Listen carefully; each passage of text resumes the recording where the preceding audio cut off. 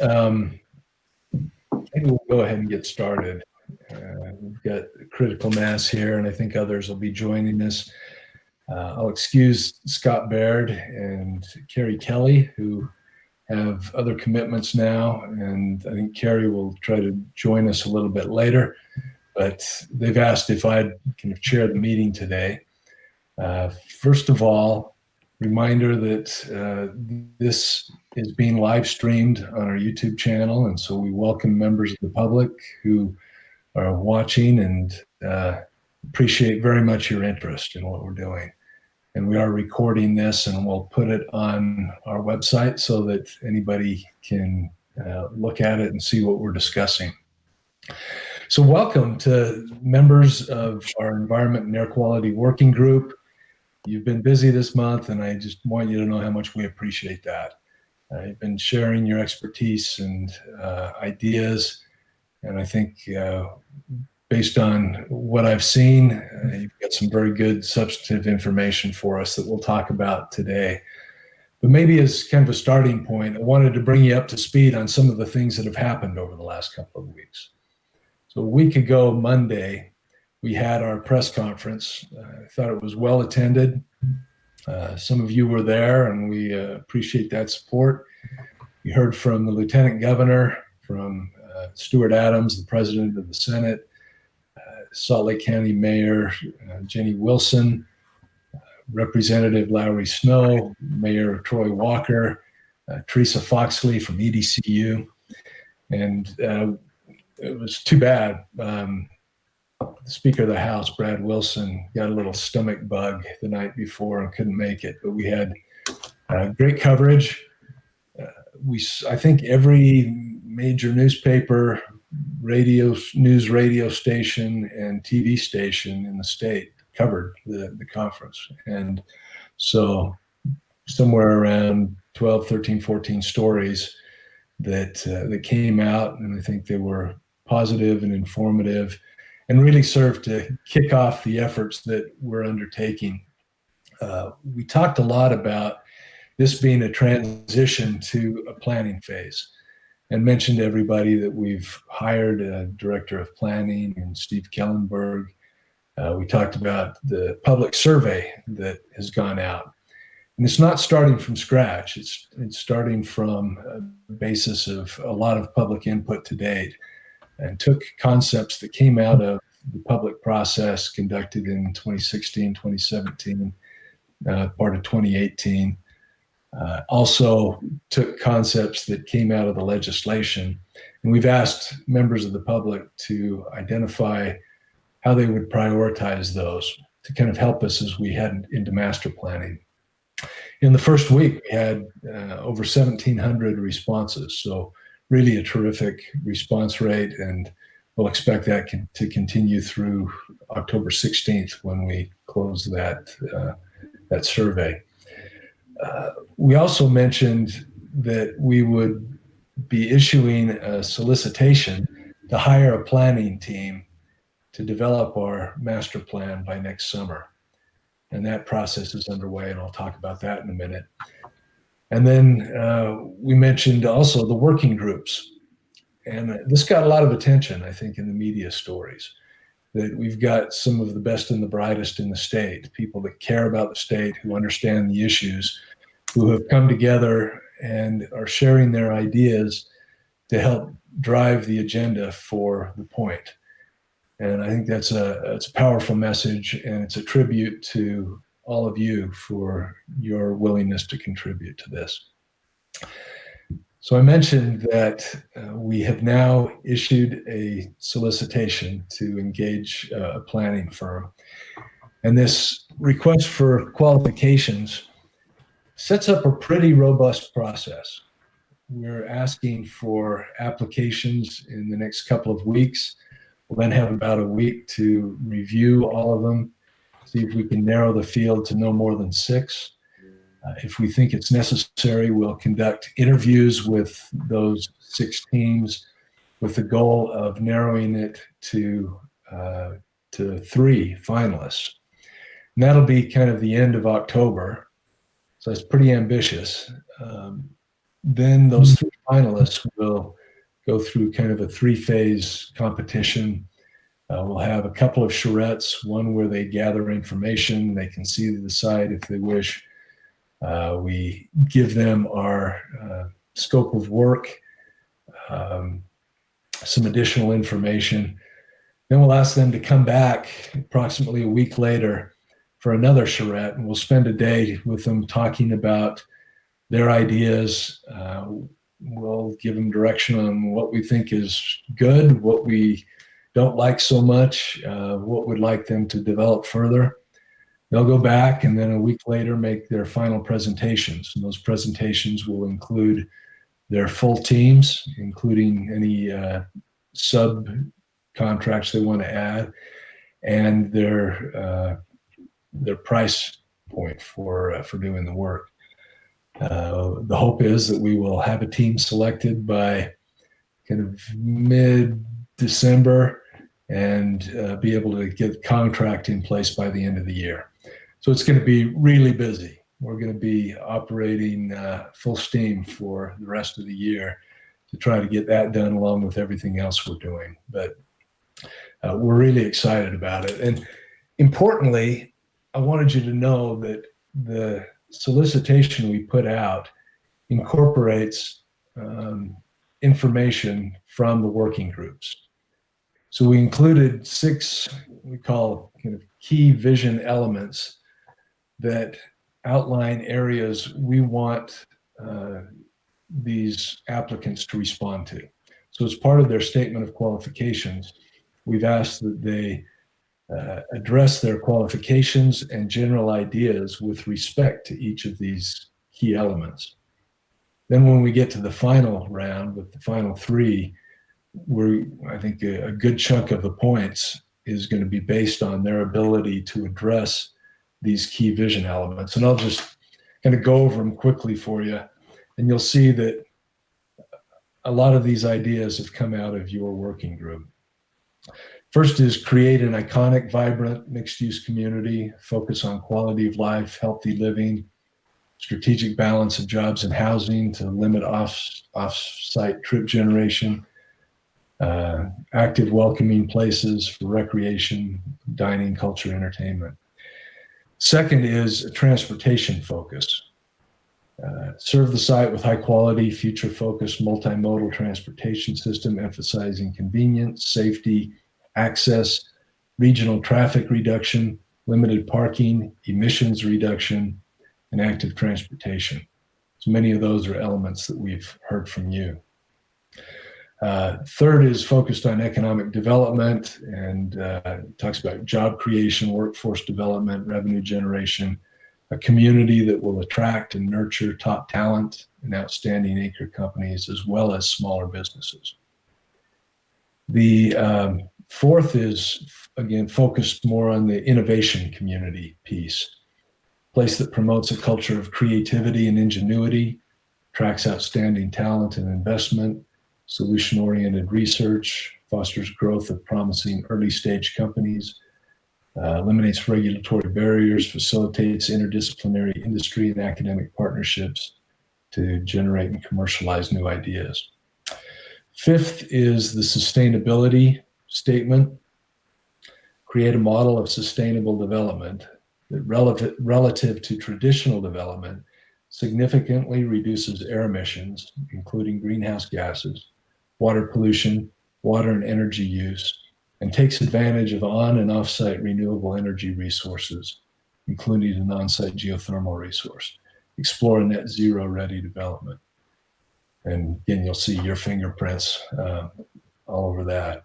And then finally is coordinating closely with others to ensure the development fits well with regional plans and infrastructure, advancing the interests of the broader community and not just this site. So we talk about regional trails, transportation, green infrastructure connections to promote thoughtful regional growth. Again, concepts that you've discussed in your meetings. So we appreciate that input and wanted you to know that that's been incorporated into the solicitation we sent out and is a key point of our scoring. We had our what we call a pre-submittal meeting on Monday. This was a mandatory meeting for anyone that wants to submit an application. And we had 107 participants representing, I think, 42 firms all around the country, many of the top firms in the world.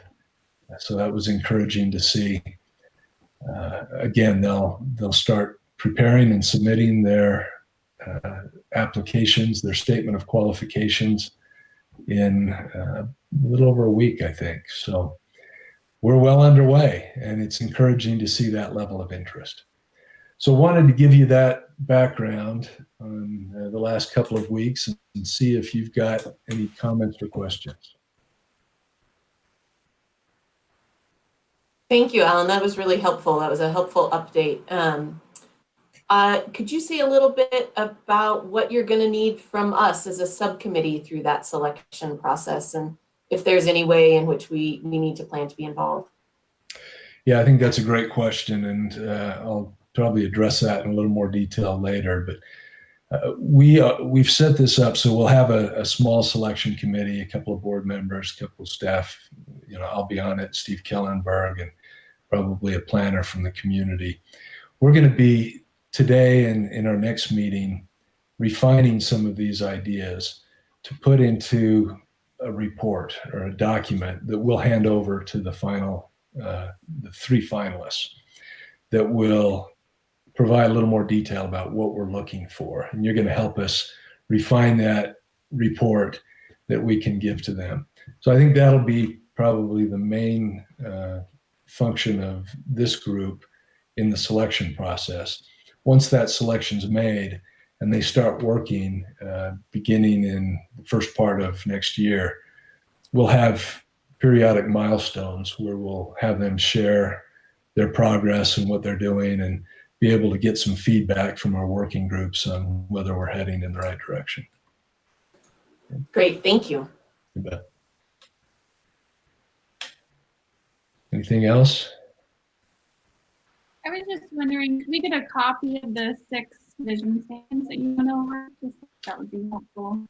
You can, and no, that's good. I'd say maybe the quickest and easiest way to get it is to go to our website, thepointutah.org, and we've posted the solicitation there, so you could read that and it'll outline the process and these vision elements and how we're going to proceed. You could see the scoring matrix, the weight we're putting on different elements. Besides that, we're trying to drive people to the website. So, and you can once again look up your own little bio as members of the working group, which is on there. So make sure that it says what you want it to say. Good. Anything else on that? Okay, well, let's jump into the main purpose of our meeting today, and that is to hear from the subgroups that were formed and can get your feedback. As you recall, in our first couple of meetings, we identified concepts that you'd like to see included at this site. And then the second meeting, we refined those and prioritized to see if we could identify the top handful of priorities. During this last month, you've been working in subgroups to put a little more meat on the bones and to really help think through what those concepts mean in a little more detail, and then how we can take some next steps to advance those concepts. So I think what we'll do is we'll have each of the subgroups report and kind of walk through what you put together. And then after each of those presentations, we'll just engage the entire working group to say, like this, maybe would have liked to have seen this included, any concerns you have, and just kind of see if generally we're on the same page, okay? So I think we'll start with the group that was addressing kind of reducing pollution and emissions on the site. I don't know if you've got somebody that would present your concepts, but we'll turn it to that group. Do you all want me to just, I can present the page on the screen and we can talk about it a little bit, and then, you know, Scott, I guess Carrie's not on and Tom's not. I don't see Tom anyway. I think he had maybe a conflict, but I'll do my best, and Scott, chime in as you will. Let me see if I can get this to present. And one moment. We can see it, so that's great. Okay, so and I apologize to the folks who worked on this with me at the end. I thought I would just slide in a couple of charts at the beginning, so they saw this probably for the first time last night, but we'll get to the heart of what we talked about. But I thought it would be good just to, you know, Glad, I hate to interrupt, but you know, you've always got great charts, and I always know you're looking big picture as well as details. So thank you for bringing that expertise in. Yeah, no problem. Yeah, I'm just a data geek, so I have to slide that in there if I can. But I thought it would be good to give us some context, and I'll also say, you know, we would welcome input from Candace and others who have expertise in water. It turns out, because we were thinking emissions and pollutants kind of writ large, but our committee composition had air quality and climate folks predominantly. So you're going to get kind of heavy weighted that way, and maybe in the final mix we can get some of the water expertise that we didn't have. But to that end, I wanted to talk a little bit about the context of Wasatch Front emissions, since that's where the parcel and surrounding area is located. And we talked about sort of sources there, and we're all familiar with, you know, transportation and area sources being kind of the big pieces of the pie that we have to work on, and that have a direct bearing on the parcel the point. I also put in a chart for statewide emissions, which somewhat follows the same trends. This is an annual chart, but it brings in other kind of upstream sources that we might not think about that are actually potentially impacted by the decisions that are made at the point development. So, for example, you save natural gas in a residential or commercial building, and you have a direct local emissions impact, less NOx emissions. But we also need to be mindful that that natural gas is explored for and developed, you know, maybe in the Uinta Basin and transported in, and there are, you know, significant emissions potentially associated with that process. And so we'll talk a little bit more about those connections upstream and downstream in a moment. And then finally, I wanted to put in a greenhouse gas emissions chart. So this is a 1980 through projected 2050 chart that shows that, you know, the electric power sector is the largest sector in Utah for greenhouse gas emissions, followed by transportation, and then industrial, probably residential, and then commercial in that order. But just to give some context, and again, you know, the decisions that are made at the development have implications for each of these sources. So with that, we kind of turned to what we focused on as a committee. That was just a little background. And so, you know, first was sort of expanding on this idea of sources. Alan asked us to, you know, identify the sources in question. We looked at that, but we wanted to reiterate that we should be looking at greenhouse gas emissions and criteria pollutants and precursors. Fugitive dust and dust mitigation is an issue, and we know we have some local sources out there that are of concern to that community, and there'll be some interplay there. Again, apologies that we didn't have as much in terms of water and land pollution sources, but we wanted to kind of flag those. The next consideration was, as I mentioned before, not only talking about what's happening locally, but looking up and down the emission stream. So you know, I think when we talk about a development of this nature, a lot of times we focus on end use, but we have the extraction, you know, the mining and drilling process, any kind of raw materials transport, any kind of refining, processing, or generating that might happen, and there are some unique emission sources associated with each of those.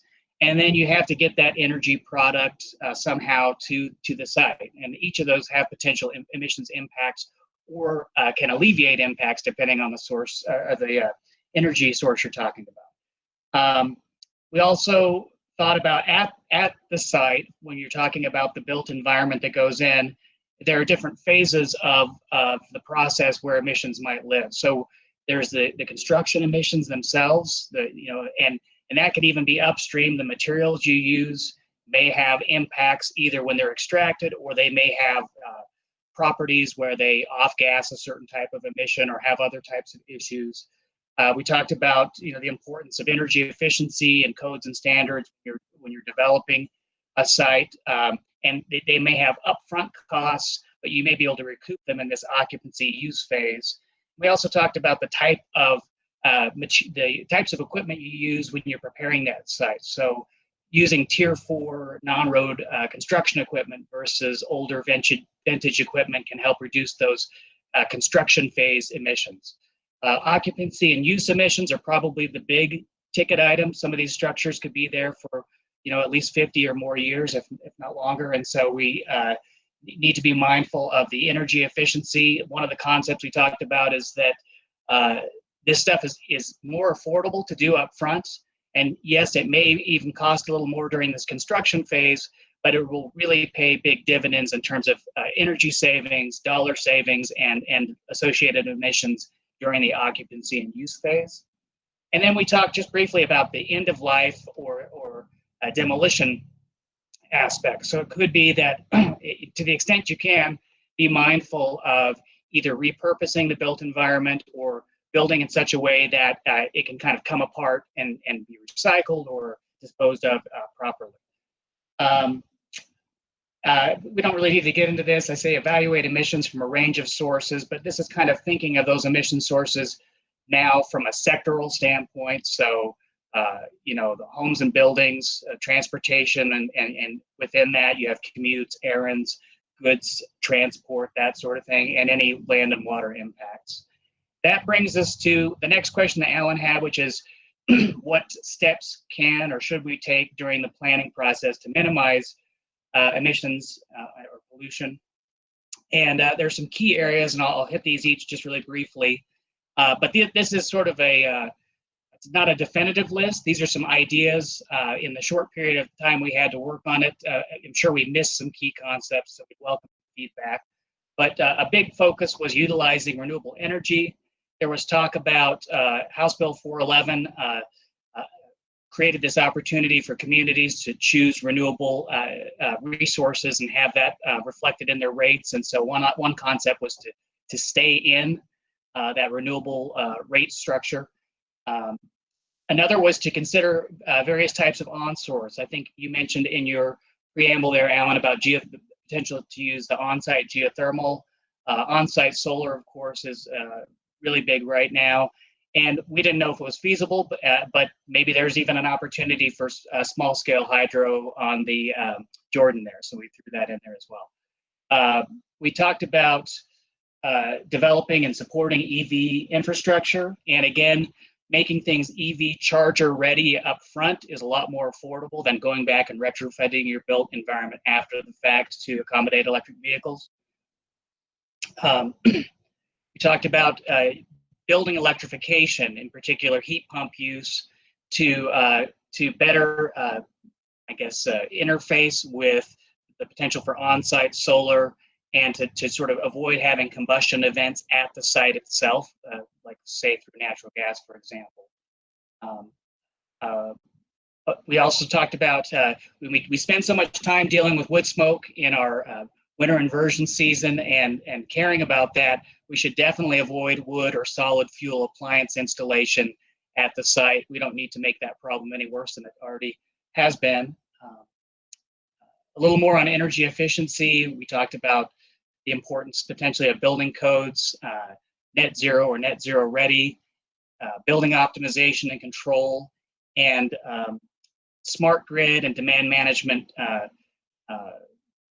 services to better integrate distributed resources and maybe even allow access to the wholesale energy market. There's some interesting things going on, for example, solar lofts and some of these other projects that may be a model for that. And there are other things that may be appropriate, such as passive solar, albedo effects for roofing, and things like that.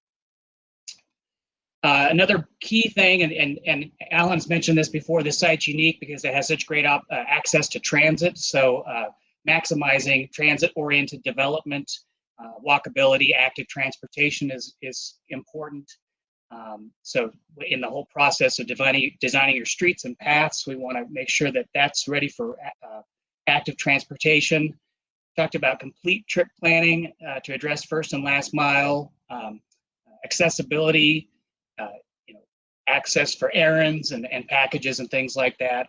We talked about policy measures or other tools to discourage automobile use. So it could be how you structure your parking, how much capacity you create in there for single occupancy vehicles and other design considerations like that. And then we talked about evaluating water, land, and siting impacts.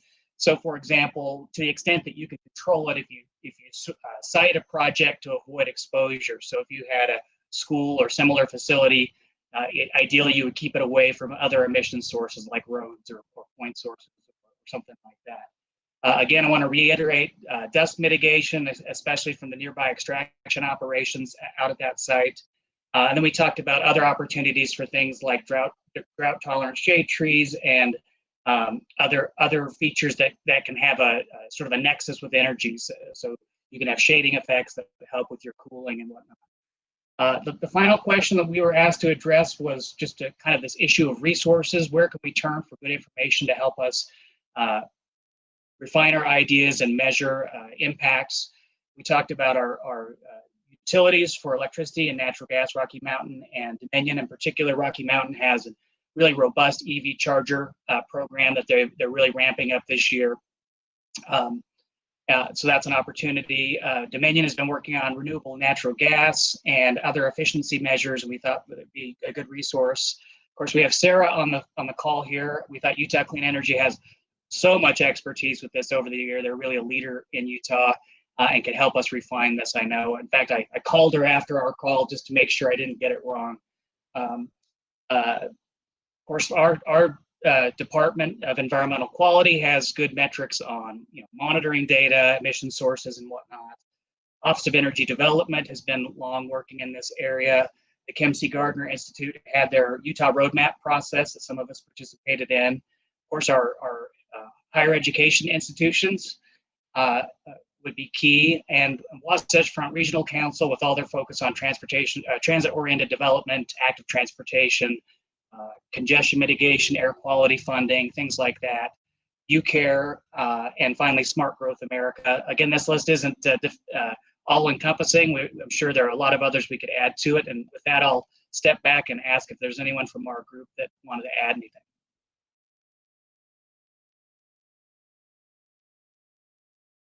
Good job, Glade. I think that covers it. Thanks, Scott. Any questions from the broader group? I don't have any questions, but just on your point about additional water information, I know, and we talked a lot about it in our little subgroup, but we have talked about how Jordan Valley is the water supplier for that area, and they had a contract with the Department of Corrections to supply that water. So I'm assuming that'll be the water supplier for the point as well. That being said, they have done a lot of work lately or within the last year or two on reducing their energy use, and therefore emissions that are tied to the development of water through pumping and those type of things. I don't know all the specifics, but it might be interesting to have either a memo or write up from them on their efforts that we can incorporate. So I guess what I'm saying is I think some of the work's already being done, but just knowing about it and being able to articulate that as part of the process and potentially looking at additional ways that they could still reduce their energy use as associated with supplying water might be good. That's a really good thought, Candace. Thanks. And we did have a meeting with Jordan Valley a couple of weeks ago, and talked to them about providing the water to the site. I think they're planning on it. They do have a contract with the Department of Corrections. Whether it's provided through a contract with Draper City or directly with the Point, so a lot of those details remain to be seen. But you make the important point that we can work with them on their emissions through, the amount of energy that they use to provide water to the site. So I like that. And I appreciate your point, Glade, indicating that you don't have a lot of detail there on reducing water emissions. And we know that that's an issue, especially in proximity to the Jordan River. And maybe we could impose further on John Mackey and his team to kind of help think through how we can supplement the water quality piece to that as well. Sounds good. Any other thoughts, comments, concerns, things that ought to be added, things that give you a little bit of pause, anything?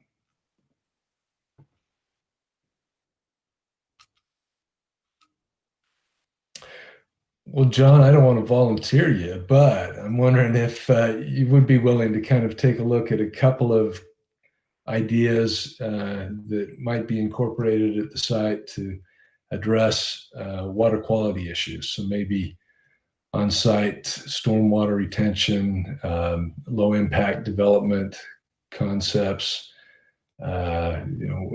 whatever you think makes sense here. If maybe you had 2 or 3 bullets that we could plug in to Glade's summary, that'd be nice. Would you be willing to do that? Sure. Do you want me to do that right now?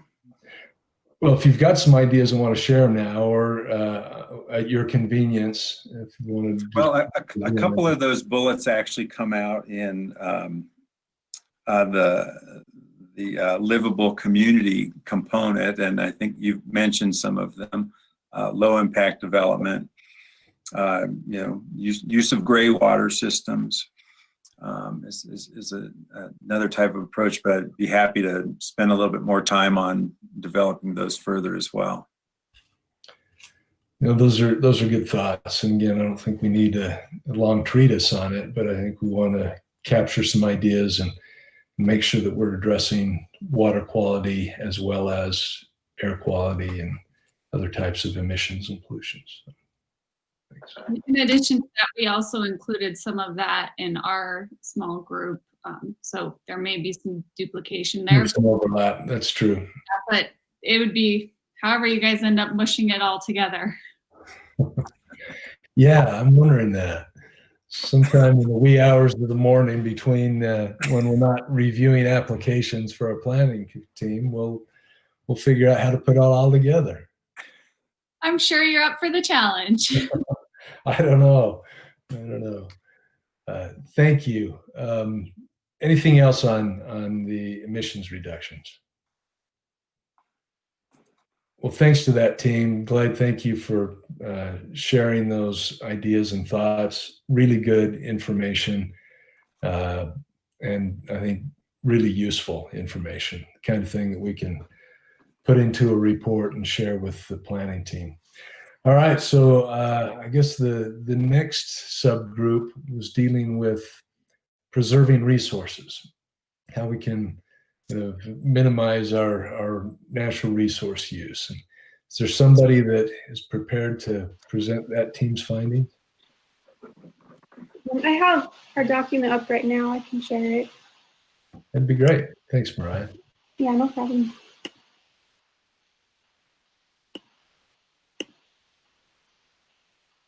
All right, can everyone see that? Yes. Okay.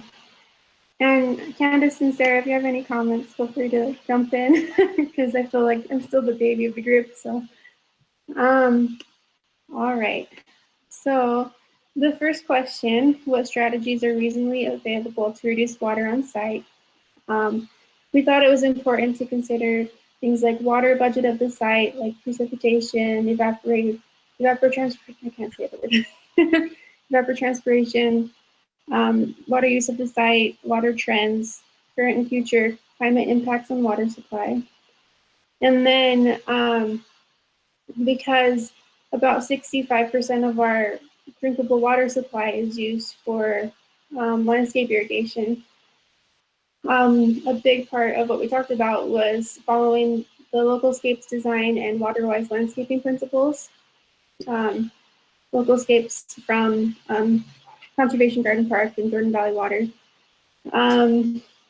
including but not limited to drought-tolerant native plants, efficient sprinklers and drip irrigation, smart turf and activity play areas. And then we also talked about considering limiting the residential lawn areas to 30 to 40% of the lot.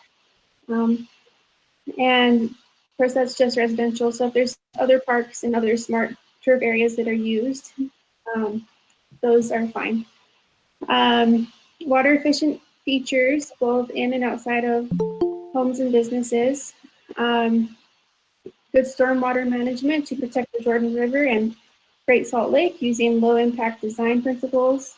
Incorporate the use of bioswales and pervious concrete. Explore water reuse options such as residential grade water systems, as well as their potential impact to the Great Salt Lake. Explore the use of rain barrels and cisterns. And we discussed this and decided with everything that goes into creating these, it might not be worth it, especially with the amount of rain we get. And Candace can talk more about that if you want. Or I can just continue. And so the next question was, what strategies are reasonably available to reduce energy use on the site? So we discussed how the overall goal should be to minimize energy use and emissions through integrated and interactive design on both building scale and site scale. And to do this, require energy analysis and modeling for all homes and buildings, set energy requirements for all homes and buildings at net zero ready construction, 50% more efficient than code. So the 2021 International Energy Conservation Code has a voluntary net zero appendix for both commercial and residential constructions, and this should be the minimum requirement. Include passive house, zero carbon certification, and living building challenge options for developers. And on our page, we've linked to more information about each of these. Sorry, my dog's drinking water in the background, so you can probably hear it. Focus on beneficial electrification of homes, buildings, and transportation. So we discussed that how we think it would be better long-term to focus on the electrification rather than using natural resources like natural gas. And Sarah, if you have any comments about that, see if we can talk about that. Oh yeah, I would just say there's a lot of overlap between our group and Glade's group here. And in addition to emission savings, there are often dollar savings because you're not building two systems. You don't have to build out the natural gas distribution system to the area, which then might become a stranded asset, and it cuts emissions. Great, thanks. Also, EV readiness for all buildings. It should be, equitable and available. So for multifamily housing, like townhomes and apartments and condos, they should all be available there.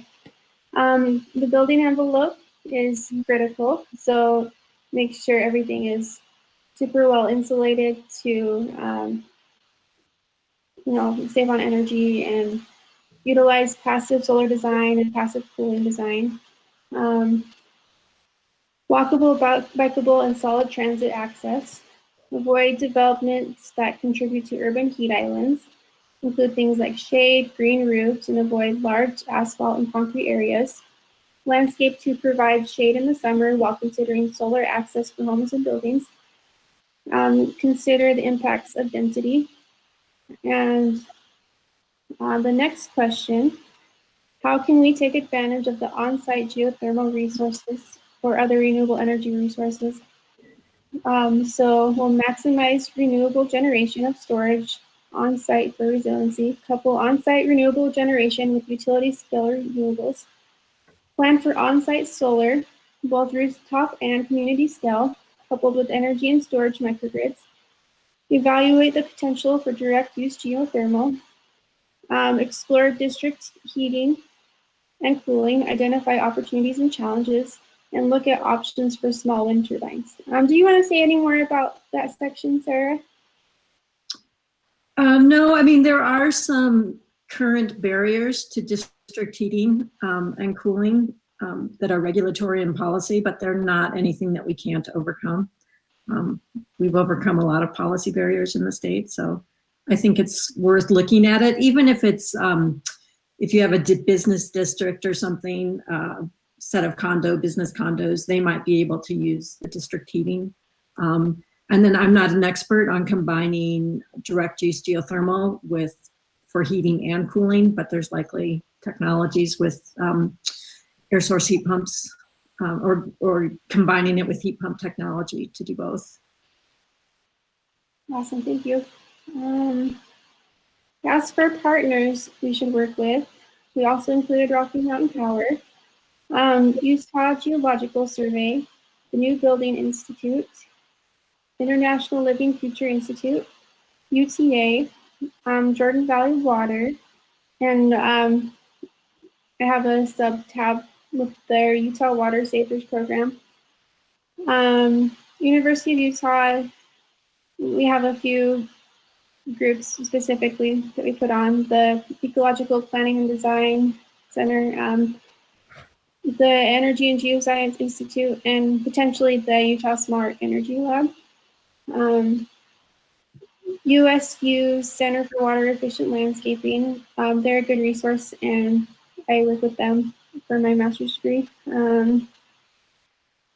Qualified water efficient landscapers would be great choices for who to choose for this development. Weber State University Department of Construction and Building Sciences, National Renewable Energy Laboratory for renewables and net zero support. And then, let's see. For the next section, where can we get sound information to help us refine ideas and measure impacts? All of the partners that we listed above, the DEQ, the DNR, universities, consulting groups, measurement devices, like rain gauges, weather stations, meters for water use, indoors and outdoors, energy modelers for all buildings, track energy use and generation, ambient air quality, and greenhouse gas emissions. And we also added a section for some other considerations.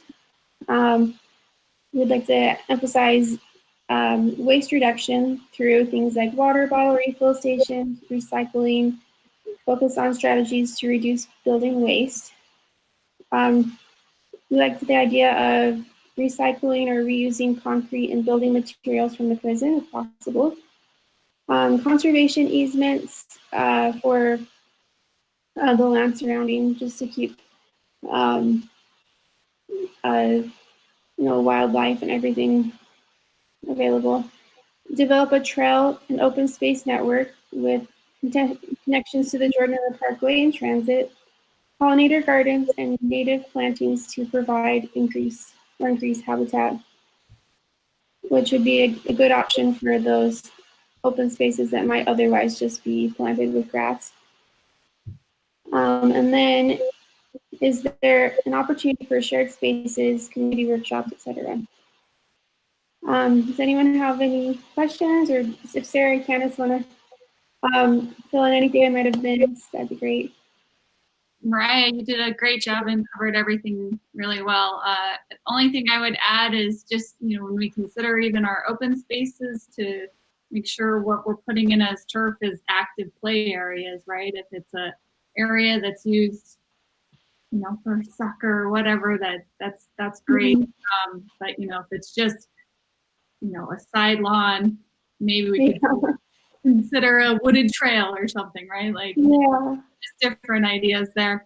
And just to follow up on the rain barrel and cistern, it was both on Sarah and my list, and I would just add that there may be some situations where it may not be worth it, we can take that off. It's just exploring it and making sure it is viable.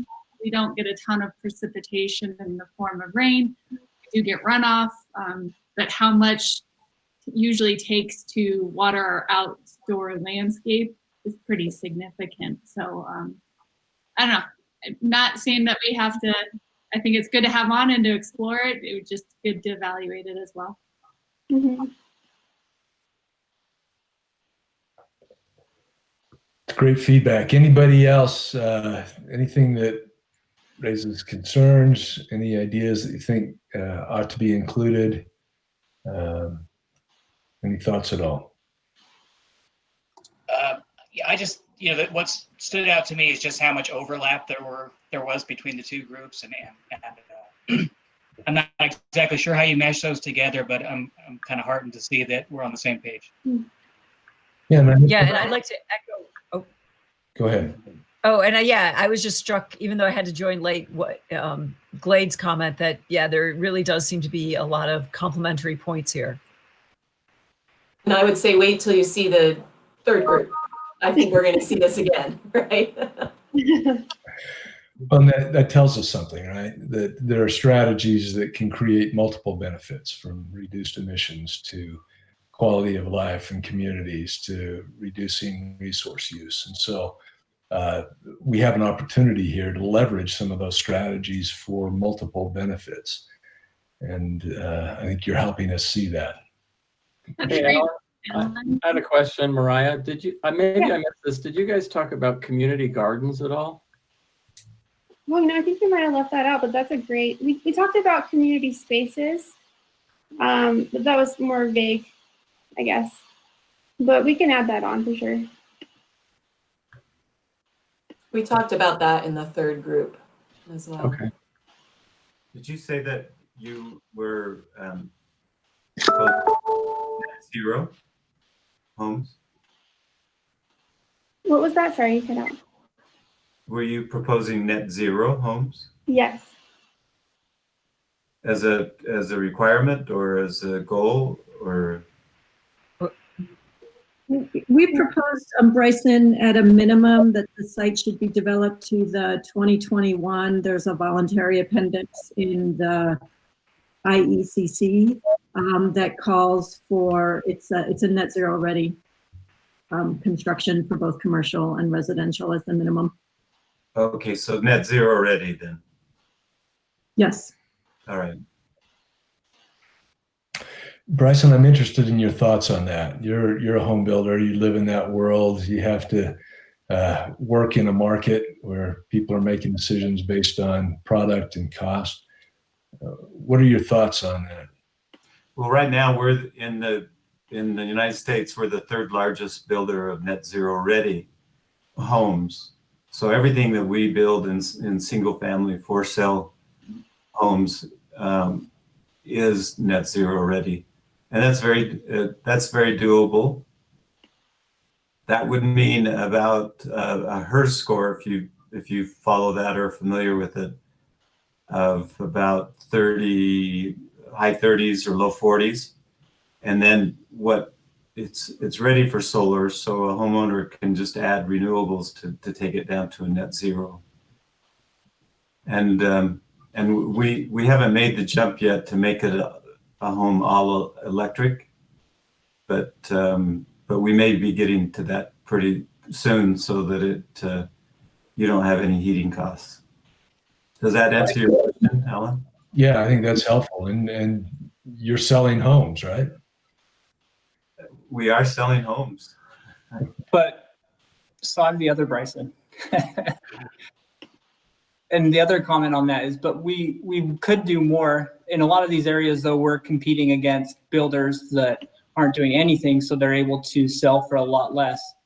If everyone around us had to meet stringent energy requirements, people want to live in this area. You could build even to a higher standard if everyone had to do it. A question for Same with either of the the- Brysons. What are the remaining challenges in addition to what you just mentioned with competitors not necessarily building to net zero? What would it take, or what are the hurdles to kind of get over the hump from net zero ready to net zero? It's just cost. It's going to add more cost to the home. Okay. Can you give us a sense of what it costs, what the increase in cost is to go from, say a typical home built versus a net zero ready home? Probably about 20,000.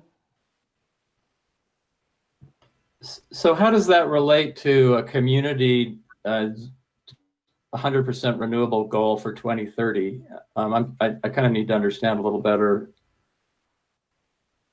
So Draper has that goal of 100% renewables by 2030. So then you'd want a zero home, not zero ready.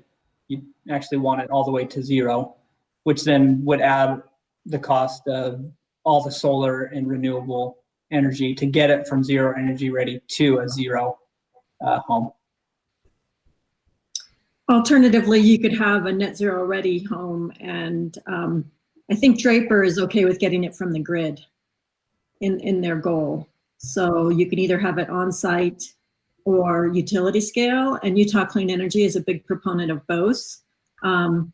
Although the structure for net metered homes and net metered buildings is in the process of being changed dramatically. So we'll have to see what comes out of the Public Service Commission. It may be that you'll only be able to do it with storage, which isn't a bad thing because it also adds resiliency, which we found out recently. I had a friend who had solar and storage and never lost power when we had that big storm. And so it can really add resiliency to a community as well. And does net zero ready mean that you do put in natural gas infrastructure that you then convert over from once renewables are available, or what is the difference there? So net zero ready is, you could either have the Department of Energy net zero ready. It allows you to build, it's like a HERS 30 score, a really efficient home, and you can do it with natural gas. We advocate for, if you're building new infrastructure, you just go all electric, because it can either be all electric net zero ready, or it can have gas and be net zero ready, depending on, and I have not dug into the voluntary code in the new IECC, so I'm not sure if that's all electric or if it's both. It's probably still both. The builder can decide on the strategy to get to the HERS score that's necessary.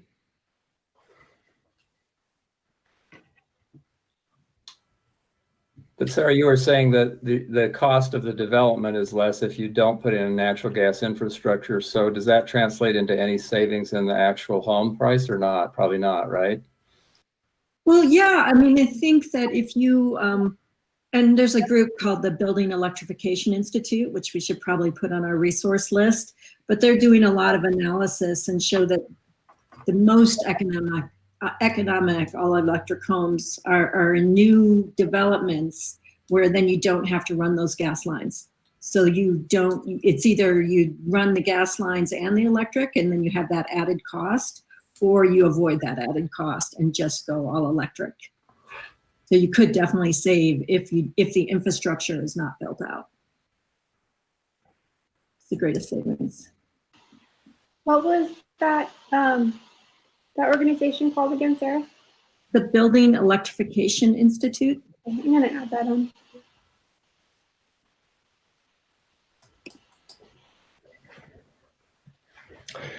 That's great. Anything else? Questions for this group? Comments?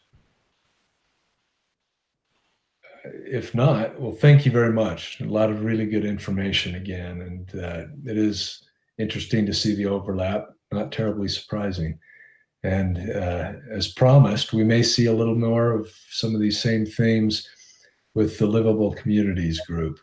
So is there somebody from that group that can present your findings? Well, I'll give it a start, and hopefully others will chime in. in the discussion. I'll share my screen. Thanks, John, for taking the lead on that.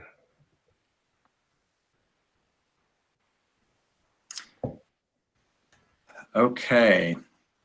Well, this was the subgroup on creating a livable community, and Carrie Case, Bryson Garbert, and I, John Mackey, put together these ideas.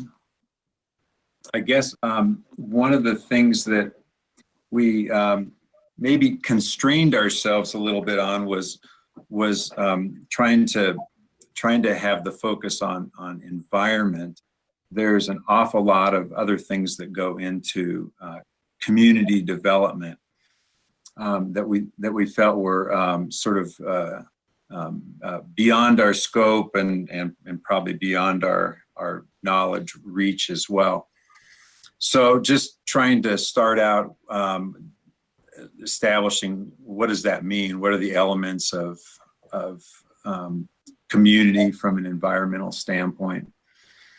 High quality of life, of course, which means good employment opportunities, good education opportunities, strong sense of community, care, availability for care, child care, health care, elder care, and community diversity. Obviously, an important health component means good air quality, good water quality, clean environments, both indoors and out of doors, recreation opportunities, and then social equity. What does that mean? Access is an important part of social equity, making sure that people can get to school and their jobs with equity in an even way, in a just way. Access to care facilities, financial security, and food equity are some of the things that we came up with. So strategies to consider in planning this community. We came up with a number of categories, alternative energy opportunities, and as we've suggested, there is a lot of overlap between this group and other groups. Incorporating walking and bicycle paths that connect businesses and residential areas, so it's easy for people to get to and from work and to other community events. Provide limited access for heavy and emergency vehicle traffic. This kind of goes to transportation as well. There is an example in Moab, and I'm sorry, I don't remember the name of the development, but vehicle access is very limited. But of course, you do need to get heavy vehicles in when people move in and for other purposes, deliveries and so forth. Set high standards for building energy efficiency. We've talked about it earlier. Zero energy ready or zero energy homes. There are DOE standards that Bryson mentioned that he follows. Power infrastructure decisions, alternative on-site versus community versus regional commercial generation capabilities. Important decisions, we were talking about that earlier, whether or not gas is provided or not under zero energy ready options. Time of use electrical power rate structuring was something we talked about. I mean, this is really an issue with the power company, assuming Rocky Mountain Power will come in, but of course the idea there is to have a different rate structure that encourages solar usage and alternative energy usage. No, right now, Rocky Mountain Power isn't very helpful for renewable energy, and they're not supportive of solar. So kind of the opposite. So it would take some push to encourage them to be more supportive of renewable energy. That's right. And I think we heard that, we discussed that in other areas as well, where, local building standards and codes discourage things like energy efficiency and alternative transportation, and just housing densities, for example, that are part of the picture here. Electrical vehicle fueling stations, considering charging access and speed needs. Next category, alternative transportation opportunities. Area low traffic, no traffic goals to minimize road parking requirements and impervious surface area, which helps with stormwater control. Consider parking maximum standards as opposed to minimums. Implement state-of-the-art low-impact development design criteria to maximize stormwater recharge and minimize runoff. Prioritize bike and pedestrian travel routes, safety, and community area access. Promote alternative vehicle use by prioritizing parking and fuel stations, and support public and pooled transportation opportunities. Under air quality, and I have to apologize, we get more water quality ideas here with a water quality person sitting here, and less air quality. So hopefully there's some non-overlapping ideas here that came from the air quality side.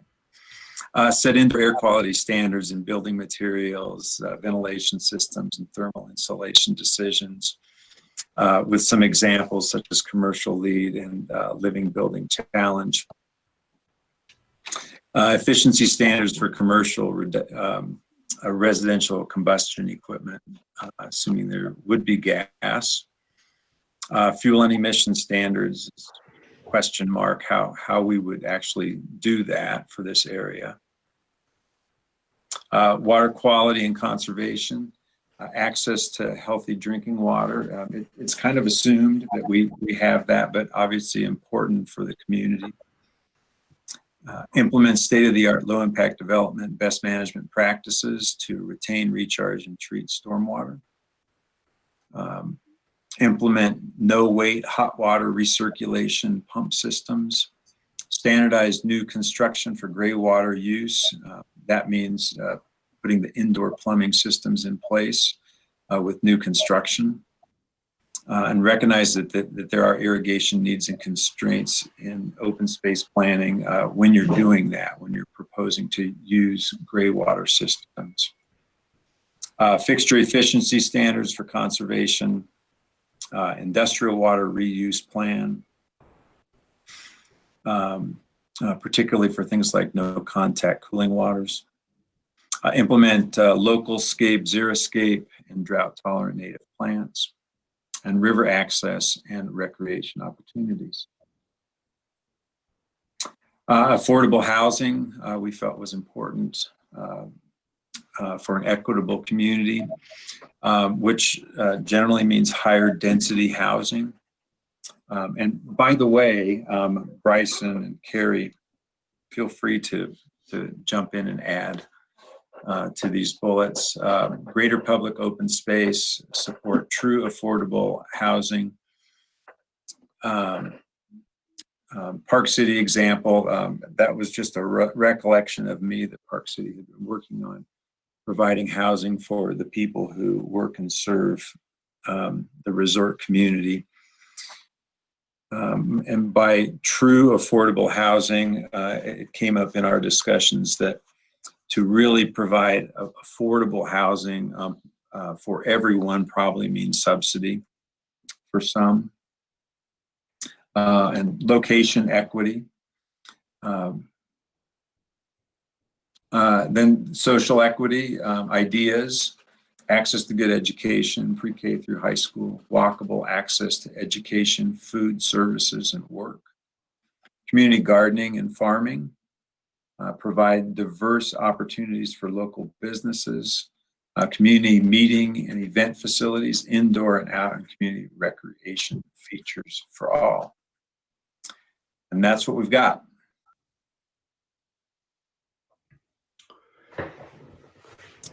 That's great. A lot of good thoughts gone into that, and appreciate it. Trying to soak it all in and see how we can bring some of these pieces together. But others on that subgroup that want to weigh in, or members of the working group that have additional thoughts, ideas, concerns?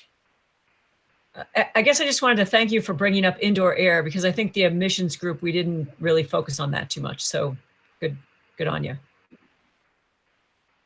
I was just curious of Bryson's statement that Rocky Mountain doesn't support solar, and I'm new to this type of information, so be interested to know a little background on it, or if there's, I mean, I don't know, just interested to hear if there's more background on that or thoughts on that.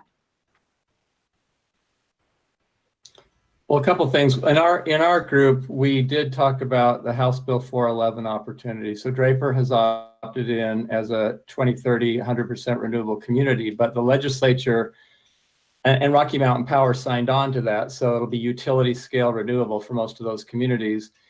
But there's an opt-out clause in there that if a customer doesn't want to participate in that, they can opt out.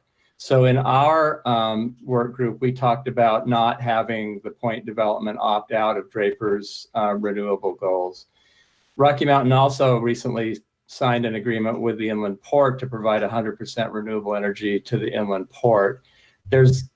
In the community, there's some question about whether this is just an accounting exercise on Rocky Mountain's part, or where they sort of move, they do have renewables in their portfolio where they just move those around to give them to the people for whom that's important, but it doesn't really change the composition of their total power portfolio. And so Sarah probably may have more information about that, but I think that's the concern. I think it's more complicated than just they don't support solar.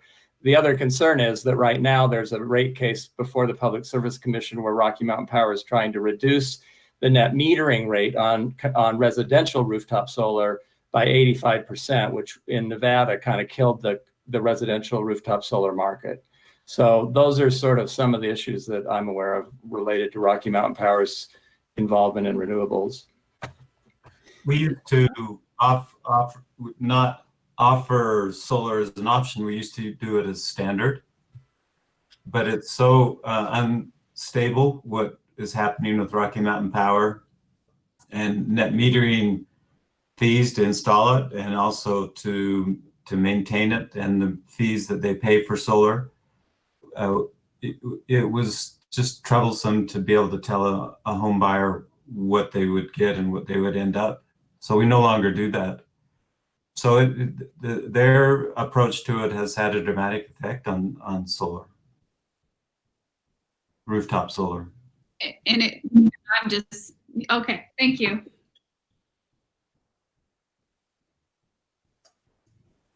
And just as an example, I just put rooftop solar on my house, and the calculation is that I will sort of break even in about 8 years on that investment.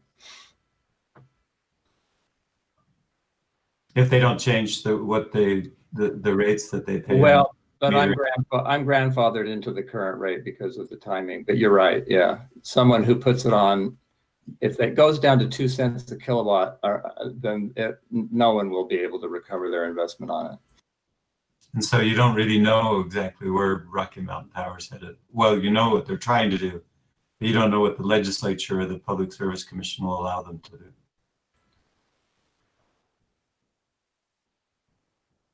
Thanks. Any other thoughts or comments on livable communities and the elements of it?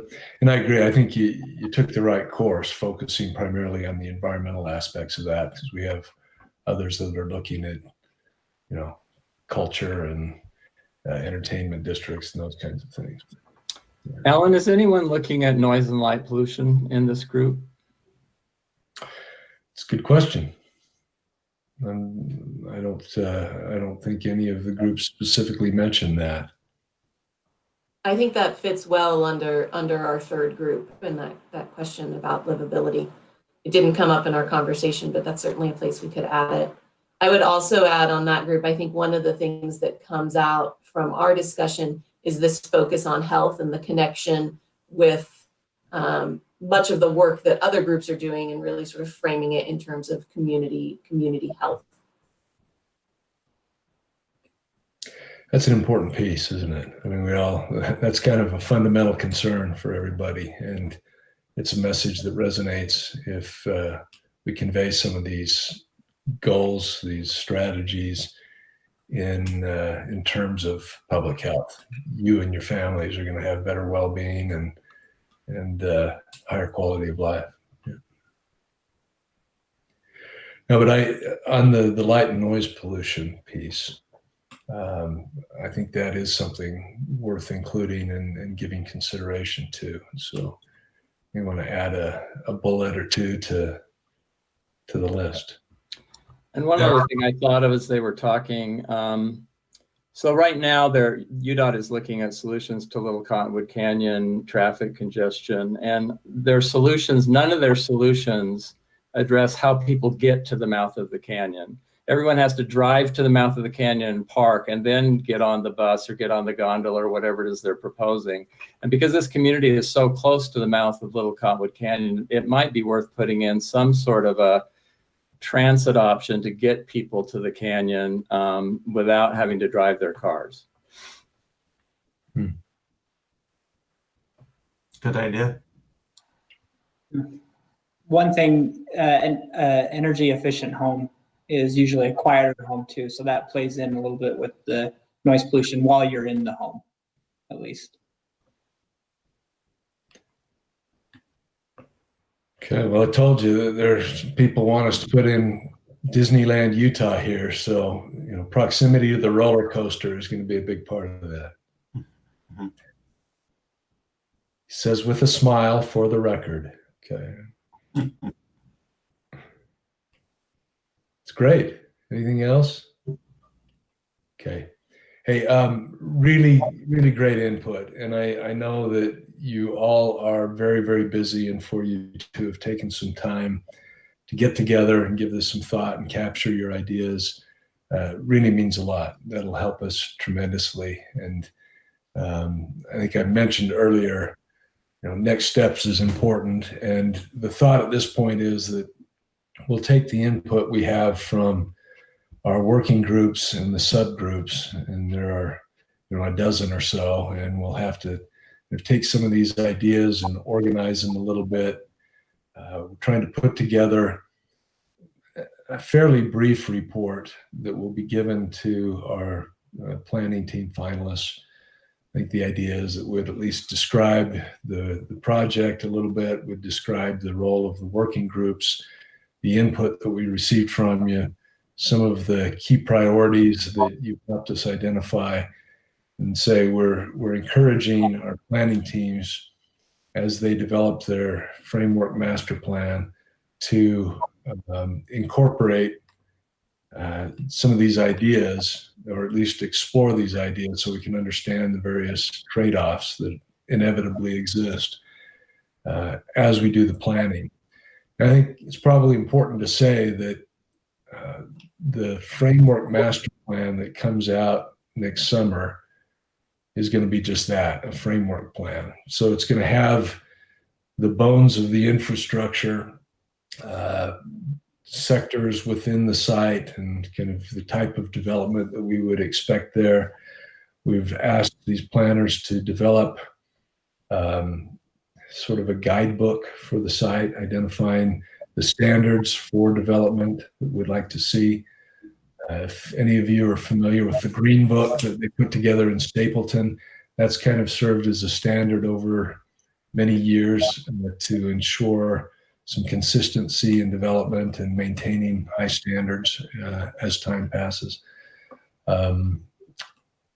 So not every idea that we've talked about today would fit within a framework master plan, but certainly would be captured. So as we go from framework master plan to start looking at specific sectors and designing them in more detail, and working with developers and establishing design guidelines and those kinds of things, they might fit in a little bit of a later stage.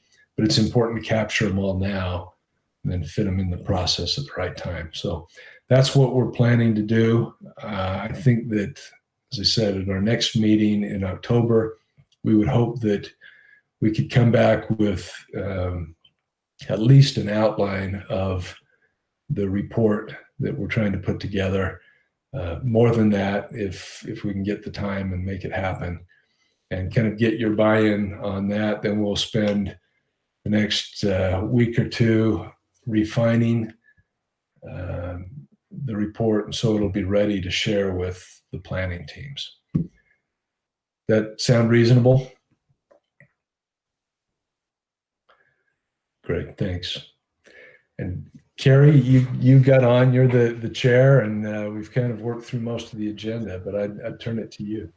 Oh, so I guess thanks for taking over and for understanding that I teach during part of these meetings.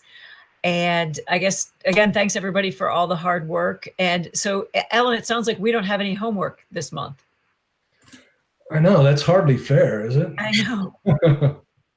I would say that if you want to spend any time kind of refining these documents at all, certainly welcome to do that. If you want to take some of the discussion that you've heard today and incorporate that, that'd be helpful. But no, let's give you most of the month off. Okay, thanks. And then I guess, did anyone else have anything that they wanted to add or talk about today?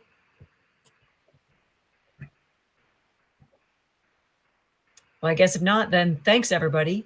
Alan, did you have anything else? No, that's the business for today. And I just, again, been really helpful. And this is good thinking. And this has been a particularly organized and helpful group in coming up with specific things that we can do. So I can't thank you enough. Okay. Bye, everybody. Thanks. Take care. See ya.